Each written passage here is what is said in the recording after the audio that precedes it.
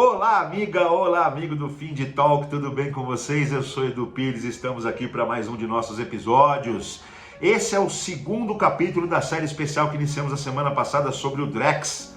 A semana passada a gente fez uma contextualização falando do início da criptoeconomia, do lançamento das primeiras criptomoedas, em especial do Bitcoin, chegando até agora no arcabouço de criação do Drex, a nossa moeda de Banco Central, a nossa moeda digital de Banco Central. Vamos para esse segundo episódio hoje, onde falaremos mais especificamente sobre o projeto do Drex. Num oferecimento da cervejaria Tarantino, além de ser uma das pioneiras das cervejarias artesanais no Brasil, eu que gosto pouco de cerveja, uma cerveja especialíssima, os caras estão super na ponta, super na vanguarda de uma série de coisas. Eles vão lançar com o mercado Bitcoin uma estratégia de captação tokenizada, super a ver com os assuntos que a gente está tratando aqui, com tokenização, com criptoeconomia. Eles vão lançar uma captação tokenizada e vão contar a história deles, da criação da cervejaria, até chegar nesse momento muito interessante de usabilidade de alta tecnologia. Eles vão contar essa história no dia 29/10, próximo dia 29/10, a partir das 18 horas no Cubo do Itaú. Não percam a história dessa cervejaria vanguardista que vai fazer um interessante movimento de captação tokenizada. Não percam. Vamos então ao nosso episódio de hoje. Falamos bastante a semana passada sobre o conceito da criptoeconomia, a criação das primeiras criptomoedas, como esse mercado cresceu e vem se consolidando muito rapidamente, até o momento em que os governos começaram a olhar com mais enfoque ao tema. Inicialmente, como na maioria dos desenvolvimentos de produtos financeiros, inicialmente há um olhar de desconfiança, né? Aquele olhar de desconfiança para o novo. Depois passou-se da desconfiança curiosidade, né? Opa, o que será que é esse negócio? Poxa, como cresceu o Bitcoin, como cresceram. Depois houve a criação das stablecoins, aquelas que não são motivos de especulação, aquelas moedas atreladas a valor de moeda real, de moeda fiat, né?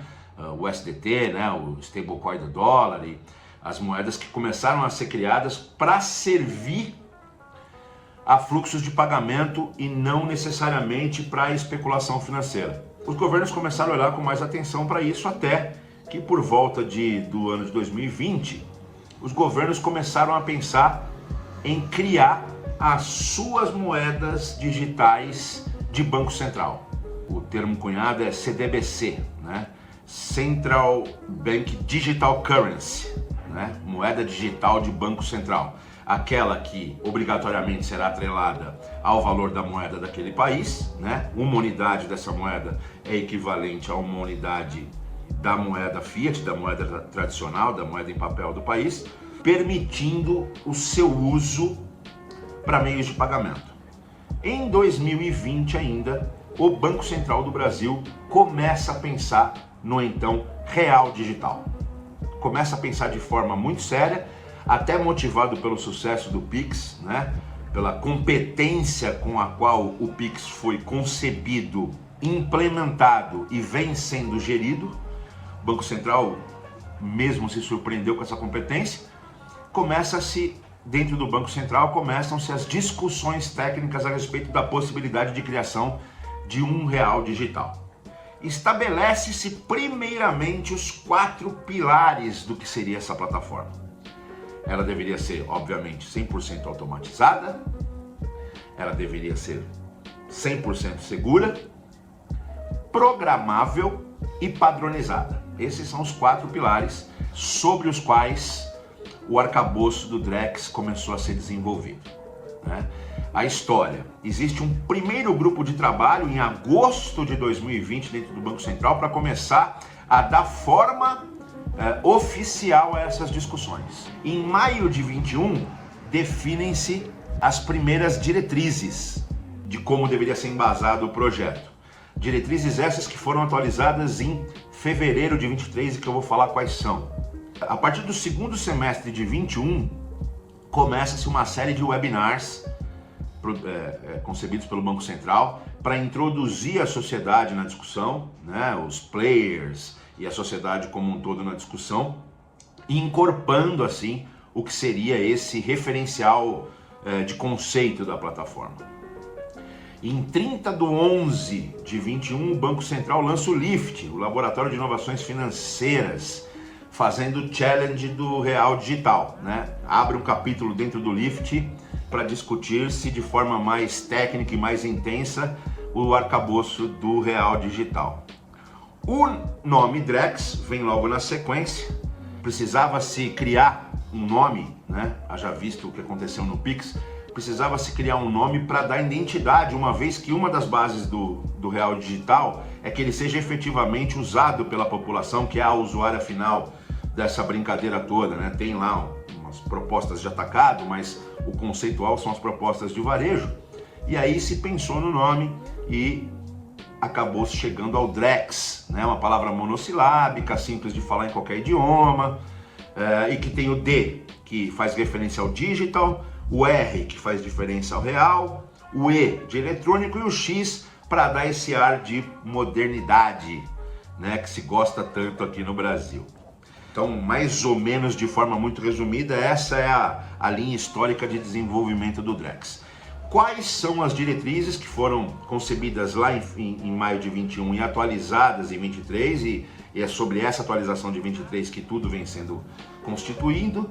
São 9 diretrizes que embasam todo o arcabouço de criação do Drex. O primeiro, ênfase no desenvolvimento de modelos inovadores com a incorporação de tecnologias como smart contracts, contratos inteligentes, dinheiro programável, compatíveis com liquidação de operações por meio de internet das coisas, o famoso IoT, internet das coisas.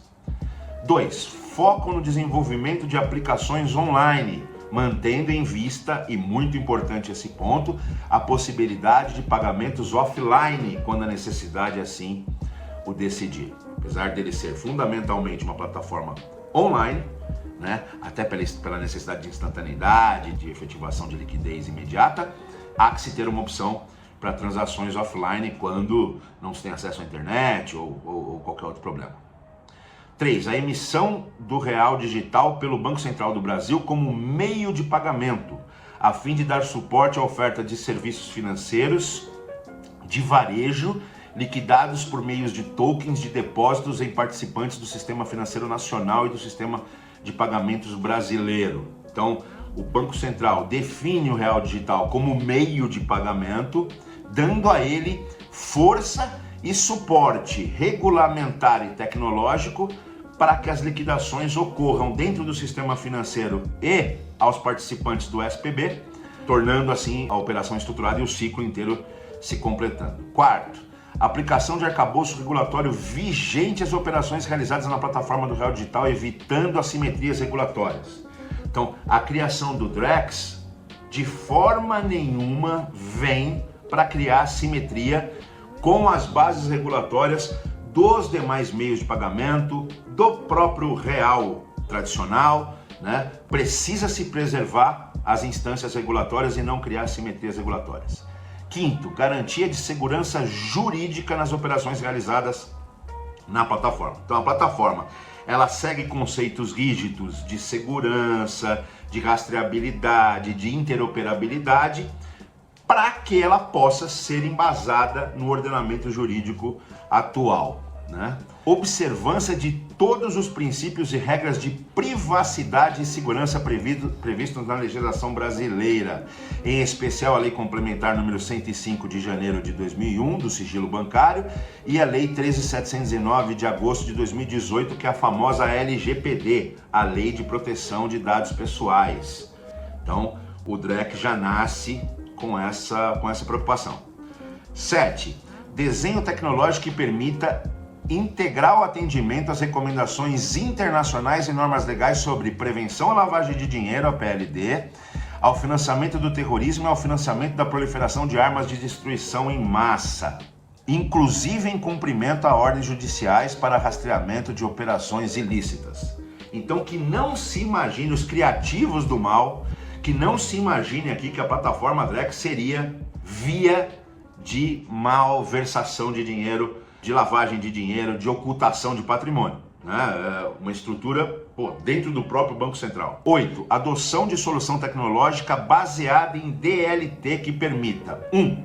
Registros de ativos de diferentes, na verdade de quaisquer naturezas. A gente vai falar um pouco do que é DLT, Distributed Ledger Technology, né? Tecnologia de registro distribuído, muito similar ao conceito da blockchain, né? Onde você tem um mesmo registro distribuído em vários locais e um algoritmo fechando, encriptando essa transação e dando a total segurança. 2. Descentralização no provimento de produtos e serviços. 3. Interoperabilidade com sistemas domésticos legados e com outros sistemas de registro e transferência de informação e de negociação de ativos digitais regulados. Então, ela precisa ser interoperável, os registros precisam ser de quaisquer natureza, trabalhar a descentralização no provimento de produtos e serviços. 4. Integração a sistemas de outras jurisdições visando a realização de pagamentos transfronteiriços, do cross-border. E a última diretriz, adoção de padrões de resiliência e segurança cibernética equivalentes aos aplicáveis às infraestruturas críticas do mercado financeiro atual. Então, essas são as 9 diretrizes muito claras, muito bem escritas, que definem a base do arcabouço regulatório e tecnológico ao qual o Drex será submetido. Pois bem, eu estava falando da história. Lá em 30/11/21, o Banco Central lança o Challenge do Real Digital lá no LIFT, no Laboratório de Inovações, e 43 empresas se inscrevem, dentre elas não só do Brasil, tínhamos empresas do Brasil, de Portugal, da Alemanha, dos Estados Unidos, de Israel, do México, do Reino Unido e da Suécia. São apresentados por essas 43 empresas e consórcios 47 projetos e 9 desses projetos são selecionados para serem acompanhados. Esses projetos ainda não tinham a prerrogativa de lançamento a público, né, de vida real.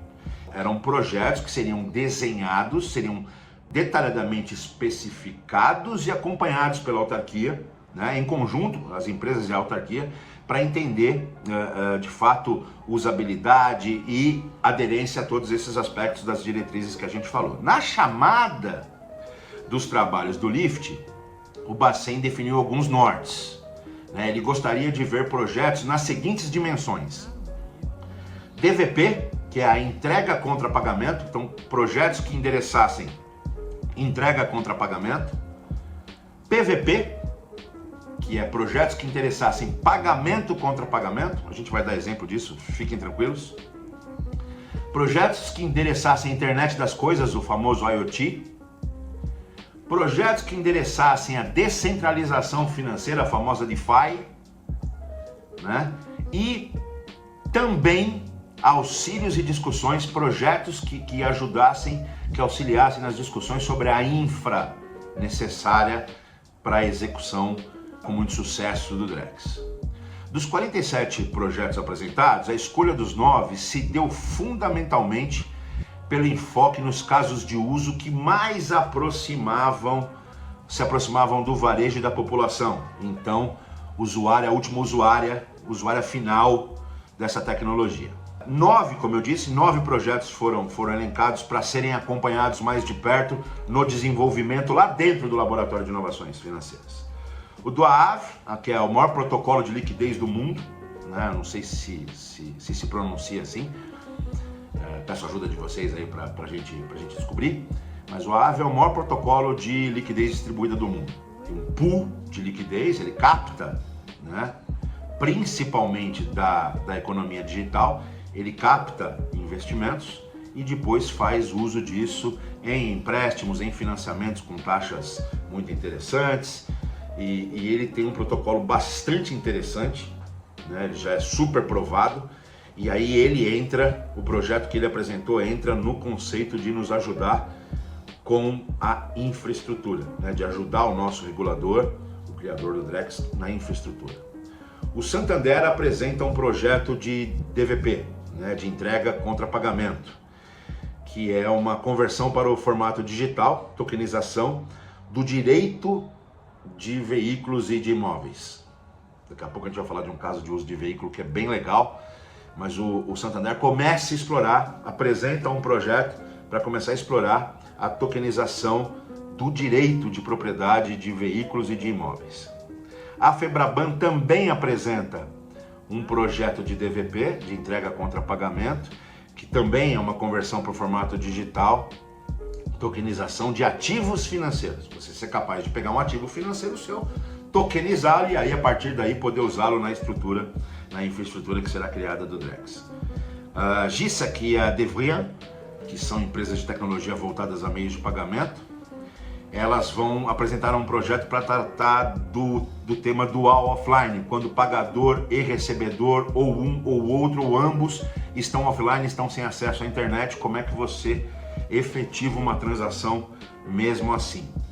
O Itaú trouxe uma proposta de cross-border, de pagamentos cross-border, aí já é uma proposta no âmbito do PVP, pagamento contra pagamento, né? O mercado Bitcoin, mais a fundação CPQD, mais a Bitrust, também trazem uma proposta de entrega contra pagamento, de DVP, tokenização de ativos nativamente digitais.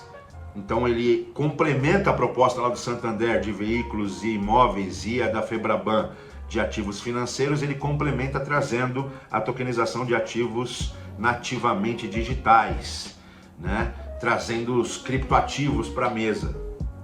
E a TecBan, ela traz uma questão de IoT, de logística e de IoT, de internet das coisas, trazendo um projeto de logística de e-commerce, criando pontos de segurança para a entrega do produto contra pagamento automatizado e fracionado, bem bacana. Depois a gente tem a Vert, mais a Digital Assi, mais a Oliver Wyman, trazendo uma proposta de financiamento rural baseado em ativos digitais programáveis com valor atrelado ao real.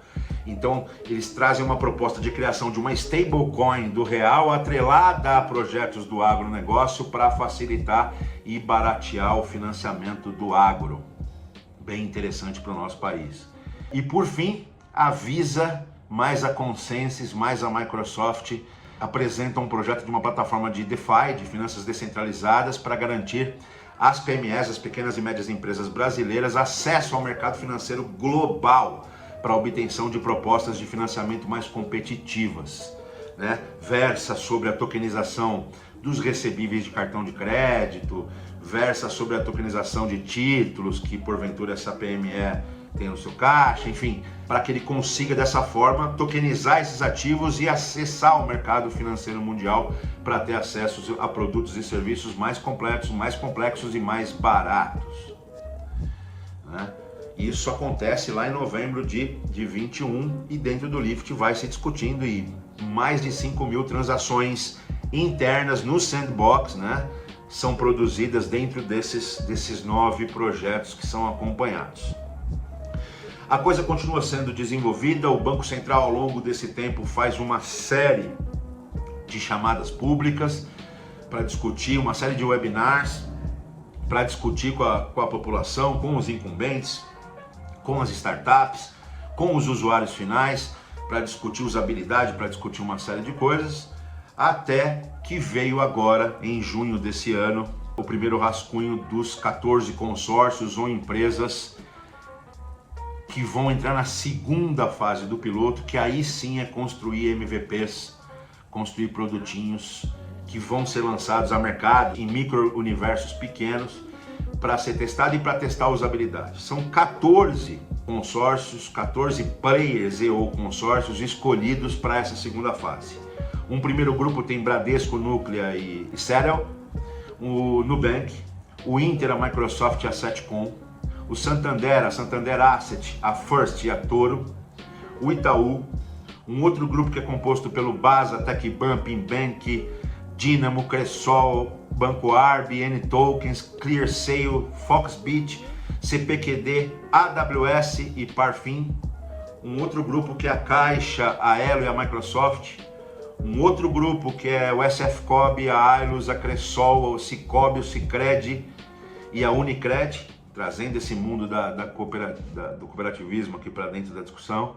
Uma outra dupla super importante é a XP e a Visa, o Banco BV, o Banco BTG, um outro consórciozinho entre o Banco ABC, a Ramsa, a LoopPay e a Microsoft, um outro consórciozinho do Banco B3, da própria B3 e da B3 Digitas, o Banco do Brasil, a Associação dos Bancos Brasileiros de Crédito, o Banco Ribeirão Preto, o Original, o ABL, o BS2, o Banco Seguro, o BB Chain, a Microsoft e o BIP fazendo também um outro consórcio, o Mercado Bitcoin Pay, a Sync, a Mastercard e a Genial e o Banco do Brasil. Esses são os players ou os consórcios que estão envolvidos na segunda fase do piloto, que começou a ser desenhada em julho e teve a sua efetivação no dia 23 de setembro último.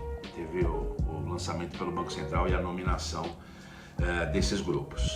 Voltando a falar um pouco da infraestrutura. Então, o Banco Central, quando determinou aquelas diretrizes lá atrás em 21 e depois atualizou em 23, ele acabou concluindo que a plataforma seria, e depois de várias discussões com a comunidade, com a sociedade, com os players, com os entes técnicos e tecnológicos, chegou-se à conclusão que a melhor plataforma do ponto de vista tecnológico seria a DLT, a Distributed Ledger Technology, ou tecnologia de registros distribuídos, uma tecnologia similar à blockchain, e é a base na qual a plataforma vai ser requisitada. O Banco Central acaba usando o produto Hyperledger Besu, que é uma DLT que já incorpora o conceito de smart contracts. Ela não é só uma tecnologia de registros distribuídos, mas ela incorpora no seu arcabouço também a distribuição de smart contracts, que tem tradução literal, são contratos inteligentes. Eu vou dar um exemplo de usabilidade, já falei aqui em programas passados, vou usar o mesmo exemplo porque ele é muito rico. Hoje em dia, quando a gente vai adquirir um automóvel, ou a gente vai vender um automóvel, começa aquela preocupação da jornada. A jornada já melhorou, já tem um pedaço hoje que é feito dentro da própria carteira de habilitação digital, mas ainda se precisa concretizar a transação indo ao poupa-tempo, indo a um cartório, fazendo uma série de coisas ainda numa jornada que não é a mais fluida possível. Pois bem, dentro aqui do projeto, e a gente vai falar um pouco dos 13 projetos que foram eleitos para essa segunda fase de piloto pelos 14 players que estão lá inscritos e que preencheram todos os requisitos. A gente vai falar quem que vai explorar isso. Mas você imagina o seguinte, você imagina o Drex funcionando numa plataforma de registro distribuído com o smart contract. Você cria, então imagine que eu vou ser o vendedor do meu veículo. Eu crio um smart contract onde eu defino que o meu veículo está desenrolado, que o meu veículo está apto a ser vendido, que ele não tem nenhum bloqueio, e defino que o smart contract precise conferir esses pontos. E defino que eu transfiro a titularidade da propriedade daquele veículo assim que eu receber X mil reais de pagamento pelo comprador. Defino isso num smart contract. O comprador, do lado dele, pega esse smart contract e define o seguinte, olha, eu aceito que o dinheiro saia da minha conta e vá para a conta do vendedor na medida em que eu recebo o carro nessas condições, em que eu tenho efetividade de que ele não tem restrição, de que ele não tem bloqueios. Neste momento eu aceito fazer a transferência, desde que instantaneamente eu receba a documentação de propriedade. E a gente lança essa proposta na plataforma de algum player do sistema financeiro que vai me oferecer isso. Eu lanço essa questão, o comprador me encontra o meu produto, tem interesse, vê que as definições do contrato inteligente atendem os dois lados e efetivam a transação. Pois bem, a propriedade do carro sai de mim para o comprador somente quando observadas automaticamente todas aquelas pré-definições do contrato inteligente. E o dinheiro só sai da conta do comprador e vem para minha conta quando satisfeitas todas as condições que ele colocou. Feito isso, automaticamente a transação acontece, a titularidade do veículo passa para o comprador e o dinheiro que eu combinei como forma de pagamento passa para minha conta.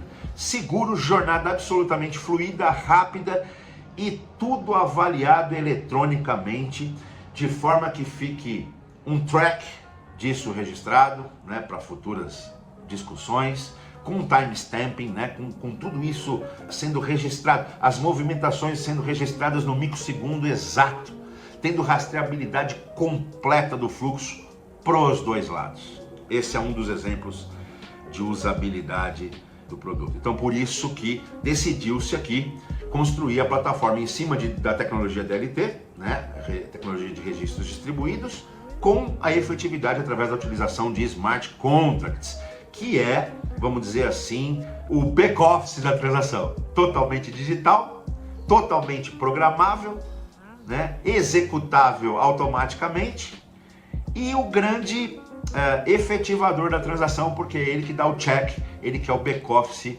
automatizado da transação inteira. Essa é a beleza da transação do Drex. Bom, nessa segunda fase do piloto, só para vocês terem, Pires, ainda está um pouco complexo para mim, né? Como é que isso vai acontecer? Bom, então primeiro, é o real digital de Banco Central, é a moeda digital oficial do Brasil. Como eu já disse, chama-se Drex. Ela será pareada ao valor do real tradicional.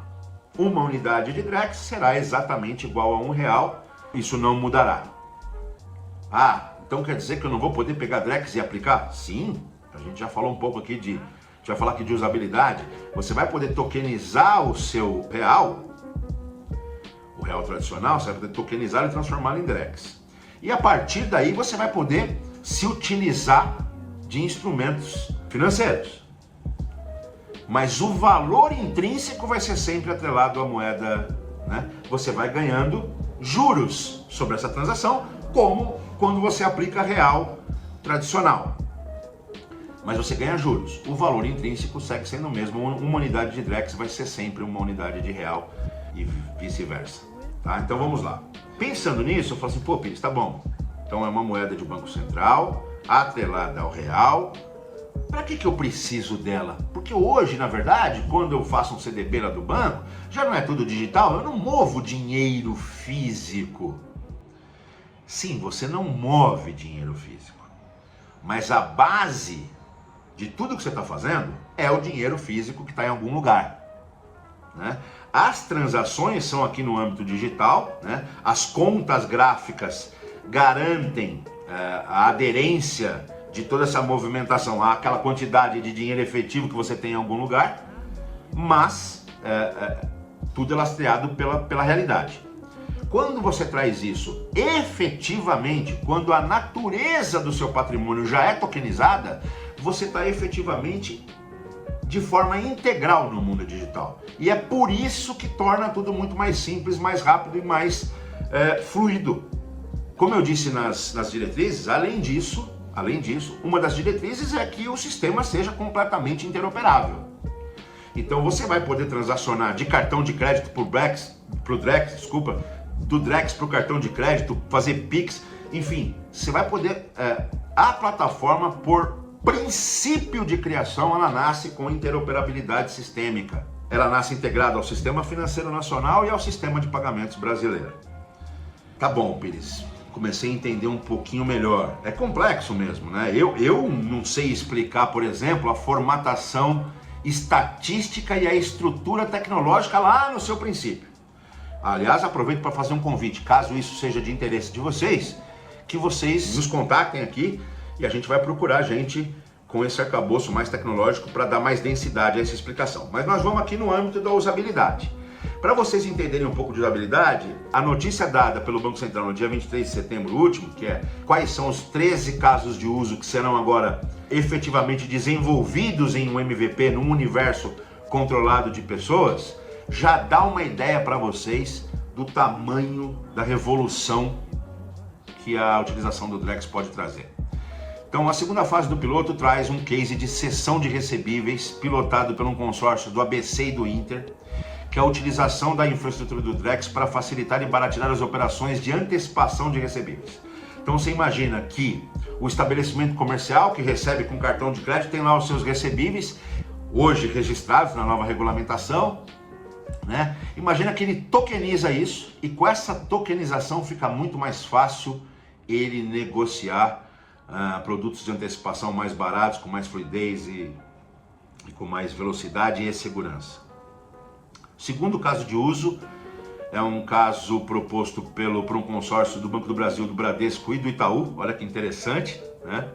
3 dos grandes concorrentes incumbentes apresentando um case único. Isso é muito legal para a sociedade, porque acaba que as usabilidades que o Banco Central vai montar, assim como no Pix, o Banco Central vai montar a infraestrutura central, básica da plataforma.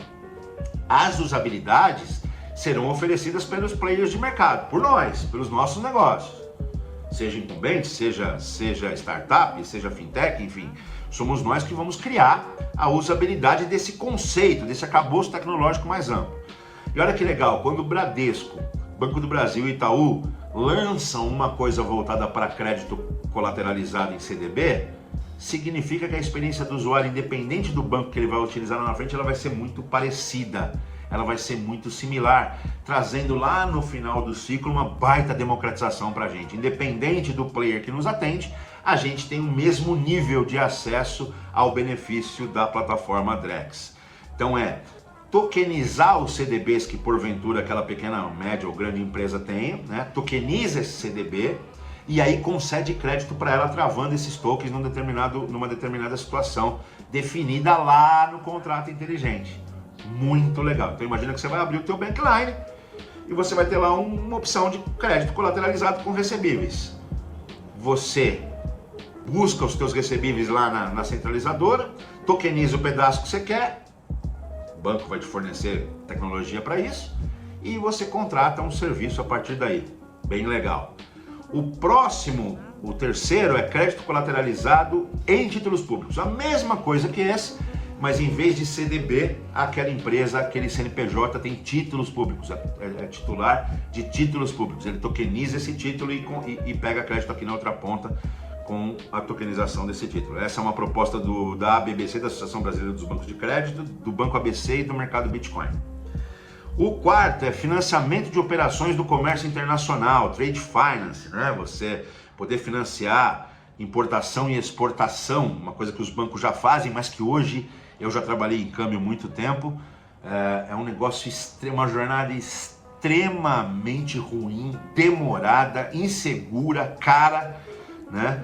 Quem trouxe essa proposta foi o Banco Inter, permitir criar um mecanismo que vai agir na interoperabilidade entre o Drex e as demais moedas de Banco Central ao redor do mundo. Então, tokenizar a transação. Então, imagina que eu vou importar $1 milhão, eu preciso pagar $1 milhão para um fornecedor nos Estados Unidos. Estou importando $1 milhão de mercadoria. Aí vai tokenizar o documento de embarque. O embarcante lá fora, o meu vendedor da minha mercadoria, vai tokenizar o documento de embarque, vai jogar isso num smart contract, que eu defini uma série de regras de qualidade, de prazo, de tempo, de transporte, se é CIF, se é FOB, vou definir tudo isso, vai se definir valor, vai se colocar isso tudo num smart. Esse smart, garantindo que todos os pontos foram validados, ele promove a transferência, trocando base do Drex que eu subi aqui, com base da moeda de Banco Central americana e fazendo essa transação de forma muito mais barata, muito mais instantânea, muito mais rápida. Muito legal essa usabilidade. A outra também é no mercado de câmbio. O nome da outra usabilidade é a otimização do mercado de câmbio. Aí estamos falando de remittance, estamos falando de pagamento de pequenas encomendas, estamos falando de tudo. É uma iniciativa da XP Visa com o Nubank.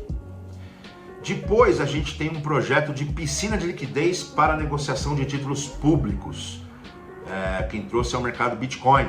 Então é você criar uma piscina de liquidez para negociar títulos públicos. Às vezes você é titular de título público e tem uma dificuldade para negociar isso.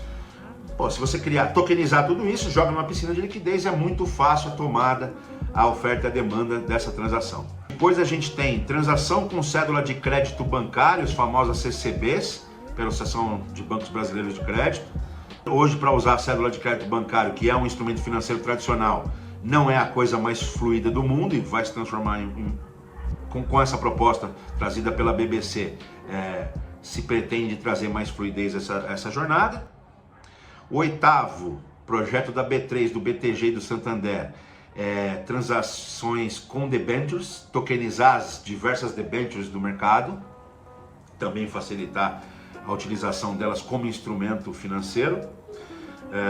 Depois a gente tem transações com ativos do agronegócio, então tokenizar tudo que é ativo do agronegócio e permitir a sua utilização para obtenção de crédito, de financiamento, para pagamento de transações, uma coisa bem interessante, trazido pela TecBan, pelo mercado Bitcoin e pela XP Visa. Depois a gente tem uma iniciativa bastante interessante do Santander, que é a tokenização das transações com crédito de carbono, de descarbonização, né? Os famosos créditos de carbono ganharam tanta atração nos últimos anos, depois perderam um pouco de relevância por uma questão de insegurança jurídica, uma série de fatores que aconteceram. O Santander quer trazer de novo esse assunto que versa sobre sustentabilidade do planeta, mas através de um sistema, de um produto financeiro muito interessante. Tokenizar isso também vai trazer mais fluidez. Tokenização de automóveis, a B3, o BV e o Santander, que lá no primeiro projeto tratava da tokenização da propriedade de veículos, lembra? Lá no primeiro piloto do Lyft. O Santander vem agora trazendo a proposta de desenvolver um case mesmo, um produtinho para transação, para instrumentalizar esse exemplo que eu acabei de dar aqui da compra e venda de um veículo. Depois a mesma coisa para imóveis, o 12º projeto, tokenização de titularidade de imóveis, tocado pela Caixa, não podia deixar de ser o maior financiador de imóveis do Brasil, pelo Banco do Brasil e pela SF Cop, um projeto para fazer a mesma coisa do exemplo que eu dei com veículos, fazer com imóveis. Você fazer a compra e venda de um imóvel sem essa loucura que é transferência o nível de cartonização absurdo que tem hoje, né? Fazer isso de forma tokenizada e criptografada numa transação muito mais fluida. E por fim, a transação com ativos de DLTs públicas, trazido pelo mercado Bitcoin. Depois tudo aquilo que eu expliquei no episódio passado, da criação da criptoeconomia, do Bitcoin, dessa coisa toda, tem uma série de DLTs públicas, né, de tecnologias de registro distribuído públicas, que servem de berço para a criação de uma série de tecnologias e de produtos aplicáveis a esse negócio. O que o mercado Bitcoin quer trazer é trazer a tokenização desses ativos, dessas DLTs públicas para dentro do Drex, trazendo segurança institucional, regulatória e jurídica, trazendo rapidez e trazendo fluidez à transação. Então, esses são os casos de usos definidos agora na segunda fase do piloto, que vai a mercado, né? Vai ainda está se definindo, vai com micro-universos de usuários pré-definidos, controlados, né? Até porque o Banco Central sabe que uma das questões para o sucesso de uma moeda de Banco Central, de uma moeda digital de Banco Central, é a segurança, né? Então, qualquer erro grave no lançamento, qualquer bobeada no lançamento que retire a crença de que a tecnologia é parruda e segura o suficiente, acaba com o lançamento. Em resumo, senhores, eu espero que o capítulo aqui, que o episódio tenha sido bacana para vocês, mas em resumo, o que nós estamos falando aqui? O que nós falamos em toda essa história? Que o Banco Central do Brasil assume a ponta no desenvolvimento. Nós estamos na mesma página no que há de mais moderno no mundo. Talvez estejamos até alguns capítulozinhos à frente. A riqueza das discussões capitaneadas pelo Banco Central com a sociedade foi imensa. A gente demonstrou a pujança desse segmento nessas discussões. A assunção pelo Banco Central, depois da experiência do Pix, muito bem sucedida, a assunção pelo Banco Central da responsabilidade de capitanear essa arquitetura tecnológica foi interessante também, porque senão ia se criar uma discussão infindável entre players concorrentes e aí a gente ia perder time to market. As diretrizes definidas, elas têm o balanço muito perfeito entre serem pro-business, ou seja, serem a favor da construção de negócio e da usabilidade, mas elas também conseguem manter toda a segurança institucional da qual o mercado financeiro já é famoso, né?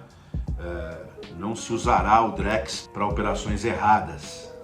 Cria-se então uma infraestrutura dentro do Banco Central que terá usabilidades desenvolvidas pelos players de mercado de forma democrática, desde que essas usabilidades atendam a essas questões das diretrizes e que os players tenham condição de ofertar isso. Então, se você vai ofertar um produto de investimento, você precisa ser um player autorizado a ofertar produtos de investimento, independente se você vai utilizar a moeda tradicional ou o real digital, o Drex. Então você precisa ser provido de todas as autorizações normais. Então assim, não haverá assimetria regulatória, não haverá festa do caqui, né, festa do pijama, vai ser um negócio sério, mas fica claro já no desenvolvimento do arcabouço que vai ser um ambiente muito promissor para a criação de usabilidades as mais revolucionárias, como você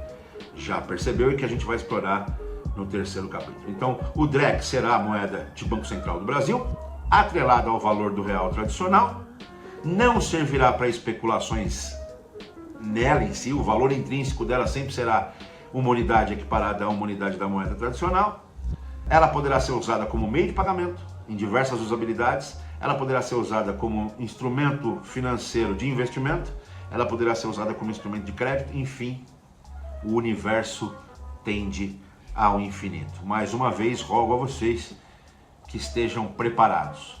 Muito em breve faremos outras séries específicas aqui no Find Talk para trazer mais e mais conteúdo para vocês. Espero que vocês tenham gostado, espero que esse capítulo um pouco mais longo assistam em várias partes, mas espero que tenha valido a pena e não percam a semana que vem, na sexta-feira, o final da série com nossos exercícios de futurologia, né? Tentando mostrar para vocês mais e mais casos de uso e quanto isso poderá revolucionar as transações, inclusive em nível mundial. Ok? Um bom final de semana e um beijo.